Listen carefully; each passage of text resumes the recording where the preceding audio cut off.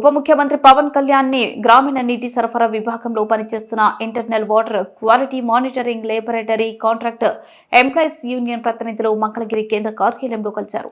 రాజకీయ ఒత్తిళ్లతో తమను ఉద్యోగాల నుంచి తొలగిస్తున్నారని, 3 నెలలుగా జీతాలు ఇవ్వలేదని వాపోయారు. తమకు ఉద్యోగ భద్రత కల్పించి తమ కుటుంబాలు రోడ్డున పడకుండా ఆదుకోవాలని విజ్ఞప్తి చేశారు. ఈ సందర్భంగా పవన్ కళ్యాణ్ మాట్లాడుతూ సమస్య పరిష్కరిస్తామని, పెండింగ్ లో జీతాలు క్లియర్ చేసేలా అధికారులకు ఆదేశాలు జారీ చేస్తారని హామీ ఇచ్చారు. డిపార్ట్మెంట్ లో స్టేట్ మొత్తం మీద 118 ల్యాబొరేటరీలు ఉన్నాయి సార్. దీంట్లో 526 మంది పనిచేస్తున్నారు. ఒక్కొక్కళ్ళు దాదాపు 20 సంవత్సరాల నుంచి వర్క్ చేస్తారు. రీసెంట్ గా మన ఎలక్షన్ అయిపోయి మన గవర్నమెంట్ వచ్చిన తర్వాత ల్యాబ్ల నుంచి కొంతమంది తొలగిస్తారు.